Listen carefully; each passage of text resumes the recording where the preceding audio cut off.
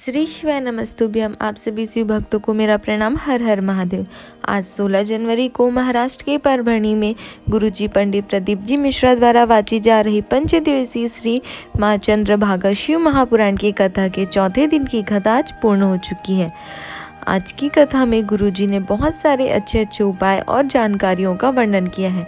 गुरुजी द्वारा बताए गए शिव महापुराण की जानकारी को आप अपने जीवन में उतार कर आप महादेव के करीब चले जाते हैं। साथ ही गुरुजी द्वारा बताए गए उपायों को करके आप महादेव की कृपा, महादेव का आशीर्वाद प्राप्त कर आप अपने जीवन की सारी समस्याओं को, कष्टों को, तकलीफों को दूर कर सकते हैं।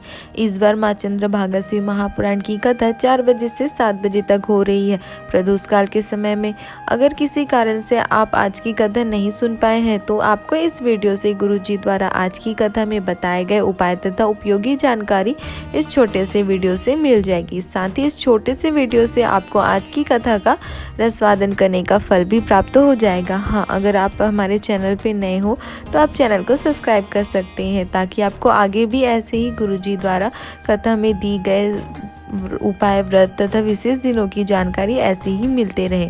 तो चलिए वीडियो को शुरू करते हैं। आज चौथे दिन की कथा को शुरू करते हुए गुरुजी ने कहा कि पत्नी जितना विश्वास अपने पति पर करती है, माँ जितना विश्वास अपने बच्चों पर करती है, बेटा जितना विश्वास अपने माता पिता पर करता है, भाई भाई पर जितना विश्वास करता है, उससे भी लाख गुना ज़्यादा विश्वास हमें परमात्मा पर, अपने महादेव पर करना चाहिए। जब हम परमात्मा पर विश्वास करेंगे, अपने शिव पर विश्वास करेंगे और शिव पर विश्वास करके आगे बढ़ेंगे तो हमें सुख की प्राप्ति होगी। गुरुजी ने कहा लेकिन आजकल के लोग तो परमात्मा पर विश्वास करते ही नहीं, वे तो अपने घर वालों पर विश्वास करने लग जाते हैं, अपने कुटुंब वालों पर, पड़ोसियों पर विश्वास करने लग जाते हैं। गुरुजी ने कहा कि जिस दिन हमारा बुद्धि, हमारा मन, हमारा चित्त एकाग्रित होकर परमात्मा पर, शिव पर भरोसा करना शुरू कर देगा, उस दिन आप जीवन का सबसे बड़ा सुख पा जाओगे। उस दिन आपको सारी खुशियाँ मिल जाएंगी। आगे गुरुजी ने कहा कि जिस प्रकार एक भगोने दूध में थोड़ा सा जावन डाल देने पर पूरा दूध दही बन जाता है, वैसे ही अगर आप 7 दिन की शिव महापुराण की कथा सुन लेते हो, 7 दिन नहीं सही, कम से कम आप 2 दिन की कथा, या 2 दिन भी नहीं, 1 दिन की कथा सुन लेते हो, और अगर आपके पास 1 दिन की भी कथा सुनने का समय नहीं है तो आप कम से कम आधे घंटे की, और अगर आधा घंटा भी नहीं सुन पा रहे हैं तो आप कम से कम 1 मिनट की भी शिव महापुराण की कथा सुन लेते हो तो आपके जन्म से मरण तक के आपके जीवन को महादेव संवार देते हैं। आगे गुरुजी ने कहा कि अगर आपके पास 1 मिनट का भी शिव महापुराण की कथा सुनने का समय नहीं है तो फिर आपको चुल्लू भर पानी में डूब जाना चाहिए, यही आपके लिए पर्याप्त है। कल की कथा की जानकारी देते हुए गुरुजी ने कहा कि कल के 5वें दिन की कथा महाराष्ट्र के कथा पंडाल में तो कथा सुबह 9 बजे से 12 बजे तक रहेगी तथा उसका प्रसारण आस्था चैनल पर, फेसबुक, यूट्यूब पर 4 बजे से 7 बजे तक आएगी, जिससे आप इस प्रदोष काल की कथा का पूरा रसवादन प्रदोष काल में ही कर पाओ।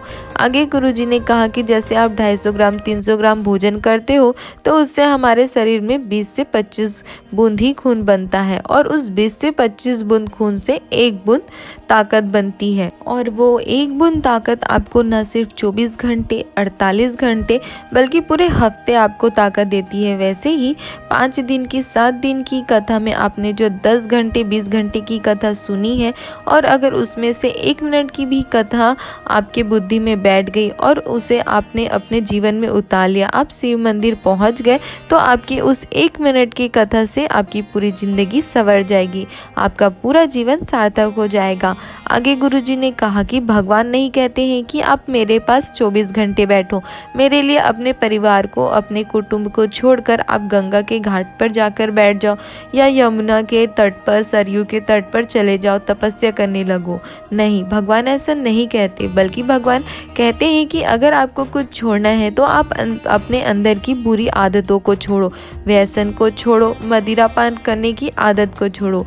आगे गुरुजी ने कहा कि लोग अपने आप को बदलना छोड़कर दूसरों को बदलने के लिए लगे रहते हैं। माँ सोचती है मैं अपने बेटे को बदल दूंगी, बेटा सोचता है मैं अपने माँ को बदल दूंगा, गुरु सोचता है मैं अपने शिष्य को बदल दूंगा और शिष्य सोचता है कि मैं अपने गुरु को बदल दूंगा, सेठ सोचता है नौकर को बदल दूंगा और नौकर सोचता है कि मैं अपने सेठ को बदल दूंगा। गुरुजी ने कहा कि अगर आपको किसी को बदलना है तो सबसे पहले आप अपने आप को बदलो, अपनी बुरी आदतों को बदलो, अपने गलत चीज़ों को, अपने व्यसन, मदिरा, पान, जुआ की गलत आदतों को बदलो। आप बदलोगे तो पूरा संसार अपने आप ही बदल जाएगा। आगे गुरुजी ने बताया कि जब आप महामृत्युंजय मंत्र का जाप करते हो, स्मरण करते हो, तब आपको कुछ अमृत तत्व की प्राप्ति होती है जो आपको शिव देते हैं। आगे गुरुजी ने कहा कि जो शंकर के मंदिर जाता है, शिव जी को नमन करता है, श्री शिवाय नमस्तुभ्यम मंत्र का जाप करता है, तो मेरे भोले भंडारी उसके कष्ट को, तकलीफ को, उसके पाप को, उसके जीवन के विष को पी जाते हैं और उसे अमृत दे देते हैं। ऐसे हैं मेरे महादेव। हर हर महादेव। कथा में आगे गुरुजी ने आने वाले कथा के बारे में बताया। गुरुजी ने कहा कि इसके बाद की कथा 23 जनवरी से प्रारंभ हो जाएगी। यह कथा सप्तदिवसीय होगी जो 23 जनवरी से 29 जनवरी तक होगी, जो कि गुजरात के हालोल पावागढ़ में होगी। साथ ही गुरुजी ने बताया कि गुजरात की कथा संतों की कथा होगी, अर्थात वहाँ के संत लोग ये कथा करवा रहे हैं जो त्यागी है, जो अपने घर परिवार छोड़कर वैरागी बने हैं। और उन संतों को कथा करवाने के लिए एक अमेरिका की स्त्री जिसको कोरोना हो गया था और साथ ही उसके पेट पे जो बच्चा था उसे भी कोरोना हो गया था। अमेरिका के डॉक्टरों ने कह दिया था कि ये बच्चा नहीं बच सकता है, इसे निकलवा दो। फिर भारत की एक माता ने उस महिला को शिवपुराण की कथा के बारे में बताया और कहा कि तुम यूट्यूब, फेसबुक या टीवी पर जो कथा आ रही है उसे सुनो और पेट में ही बच्चे को रहने दो। उन्होंने अमेरिका में ही अपने मोबाइल से कथा सुनना प्रारंभ किया। दूसरी बार जब वो डॉक्टर के पास चेक कराने हॉस्पिटल गए तो डॉक्टर भी आश्चर्य में आ गए और कहा कि इस बच्चे की तो धड़कन नहीं चल रही थी, वो अब चलना चालू हो गई है। वो स्त्री अमेरिका से सब खर्चा उठाकर यहाँ पावागढ़ के पास संतों के पास से कथा करवा रही है। बहुत धन्य है ये श्री राम शिव महापुराण की कथा। आगे की कथा में गुरुजी ने कहा कि आपके घर में 4 तरह के लोग रहते हैं। एक तो बहुत तेज, एक बहुत ही चंचल, एक तो जो बात बात पर बोलने वाले और एक बहुत ही सरल, सहज, सीधे। आप हमेशा यह बात का ध्यान रखना कि आप बहुत चंचल, तेज, बात बात पर बोलने वाले लोगों के साथ धोखा करोगे तो एक बार चल भी जाएगा, लेकिन आप कभी भी किसी भोले व्यक्ति के साथ धोखा मत करना, वरना आपको जिंदगी भर रोना पड़ेगा। आपको कभी भी सुख की प्राप्ति नहीं होगी। कथा में गुरुजी ने कहा कि हम रोज गंगा स्नान के लिए हरिद्वार तो नहीं जा सकते, प्रयागराज नहीं जा सकते। हम रोज गंगा, यमुना, मंदाकिनी, चंद्रभागा, कावेरी का स्नान करने के लिए नहीं जा सकते हैं। लेकिन ऐसा कौन सा स्थान है जहाँ विश्व की सारी नदियाँ एक साथ विराजमान होती है? 33 कोटि देवी देवता एक साथ विराजमान होते हैं। तो इस पर गुरुजी ने बताया कि शिव जी के सिर पर गंगा, शिवलिंग के ऊपर लटक रहे जल के पात्र में जया, विषहरा, सांवली बारी, दौतली देव, शिवलिंग के जलाधारी के दाएं तरफ गणेश जी, बाएं तरफ कार्तिकेय जी, बीच में माता अशोक सुंदरी तथा माता पार्वती के साथ साथ जब जलाधारी से जल बह के जमीन पर गिरती है तो जमीन और जलाधारी के ऊंचाई में जो जल बह रही होती है उसमें संसार की सारी पवित्र नदियां विराजमान रहती है तथा जमीन से जल जितनी दूर तक बह के जाती है वहाँ 33 कोटि देवी देवता विराजमान होते हैं। आगे गुरुजी ने मंदिर और शिवालय में अंतर बताए। गुरुजी ने कहा कि मंदिर का अर्थ होता है जहाँ भगवान एक स्थान पर, एक जगह पर स्थिर होकर विराजमान हो जाते हैं, बैठ जाते हैं। शिवालय का मतलब होता है जहाँ पर रोज भगवान मंदिर से निकलते हैं। शिवालय में शंकर भगवान का नियम है कि वो रोज प्रदोष काल के समय में नंदी पर बैठकर घूमने के लिए जाते हैं, इसलिए भगवान नंदी हमेशा शिवालय के बाहर बैठे रहते हैं और अपने भक्तों की पुकार सुनते हैं। यही कारण था कि इस बार की माघ की कथा भगवान शिव के भ्रमण काल के समय में अर्थात प्रदोष काल के समय में 4 बजे से 7 बजे तक चल रही है। आगे गुरुजी ने कहा कि आप अपना हाथ शिव जी को पकड़ा कर तो देखो, फिर देखना कि शिव जी आपको क्या देते हैं। अर्थात आप 1 लोटा जल शिव जी पर चढ़ाने के लिए अपना हाथ आगे तो बढ़ाओ, महादेव आपका हाथ पकड़ लेंगे।